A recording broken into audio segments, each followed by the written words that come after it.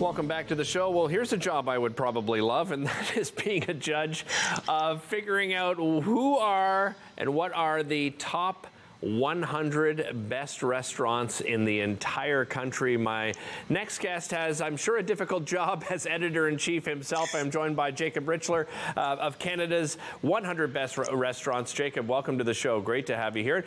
Jacob, tell me a little bit about your specific role. I know you have, people that that obviously go around and do the taste testing and figure out. And I know it's more than just taste as well. But what is your role in all of this, Jacob?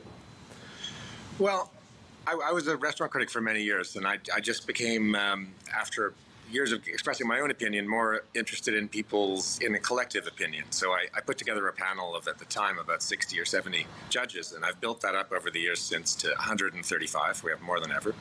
They're fanned out across the country, proportional to local population, and they all give me a list of their 10 best dining experiences of the previous year at the end of the year when I conclude the vote. And this year, the results are extraordinary. One of the best lists we published. I'm quite convinced. What's that selection process like for them? You mentioned they go and they select their 10 best dining experiences. How would you describe a dining experience? As I said, it's more than just the food, isn't it?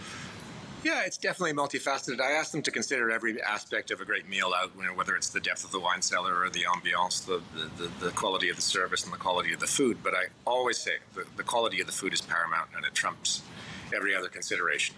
So what that means is when you look at the list is people vote for places that serve, undeniably fantastic meals in all kinds of settings. Some of the restaurants are very posh, they're high-end, they're fine dining. But if you look number one restaurant this year, it's quite a casual place. It's very accessible, and unfortunately, it's a much shorter drive for you than me. It's just down the road in Montreal, or Mont Lapin, I should say, which started as a wine bar about 5 years ago called Vin Mont Lapin, and then grew into a full-fledged restaurant. It's been gaining ground on the list year after year, and this year it hit the top, and it's a fabulous place. How would you describe, you described obviously, that it's very casual, but, as far as, food and atmosphere goes, how would you describe it? Yeah, it's casual and accessible and unpretentious, so very enjoyable. It's got all those expected notes of Montreal's joie de vivre, but the food is very smart, forward-thinking, innovative, imaginative, and a little surprising. But it's grounded in great tradition. So all the flavors they put together, often unexpectedly, or end up tasting fabulous together. They never hit a wrong note. The wine list is unusual. One of the owners is a wine importer, so their wine list is full of great surprises, good value, and amazing wines. And the experience, top to bottom, is just supremely professional. But it doesn't have any of those affectations of traditional fine dining with no white tablecloths, no tasting menus, none of that. What other restaurants stand out to you, sort of in that top 10 category? Well, the top 10 is interesting because there's so many different kinds of restaurants. The Pearl Morissette outside of Toronto here in Jordan Station is a farm country or wine country restaurant, farm to table, very European in its sensibilities, and very forward-thinking food, but very, very local in terms of their ingredients and the way the food is expressed on the plate. And Alo is the most rigorously disciplined kitchen in the country, I would say. A very traditional approach to fine dining, quite formal but exquisite. What else is in the top 10? We have Beba from Montreal, again fairly casual.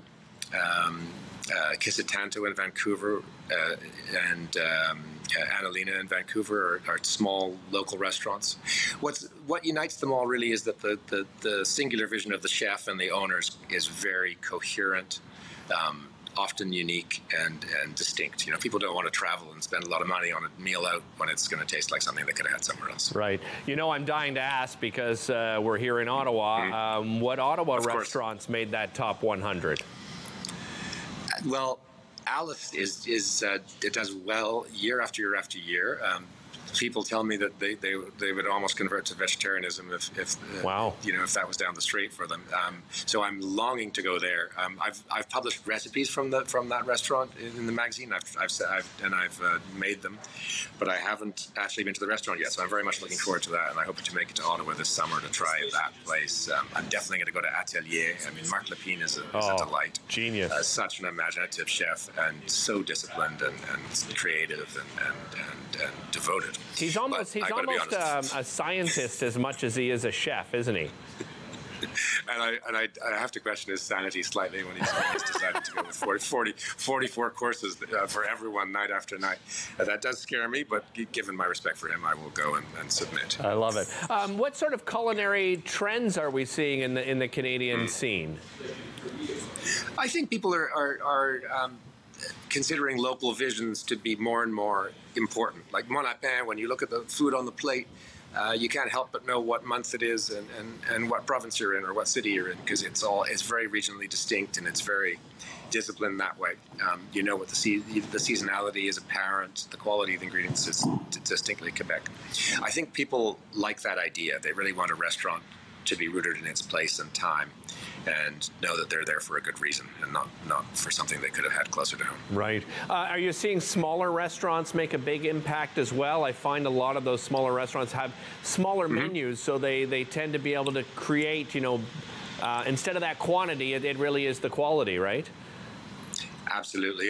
Face it, dining out is expensive. It's a great habit, but it's an expensive one. So people want value, and the restaurants that do select few things undeniably well are going to attract loyal customers and make a lot of people happy. Where can people find that top 100, Jacob? Well, we released the list last night around 8 o'clock in the evening at a great event in Toronto with 400 people in attendance. Chefs came in from all across the country. We had Perch from Ottawa represented here. Justin and I had dinner with Justin and his wife afterwards. Wonderful. And we just so you can find it on CanadaSHunterBest.com, and sorry about that. And the magazine is on newsstands Monday of next week. Fantastic. Jacob, thanks so much for joining us. We'll be right back. 5, 6. Thank you very much. 7, 8.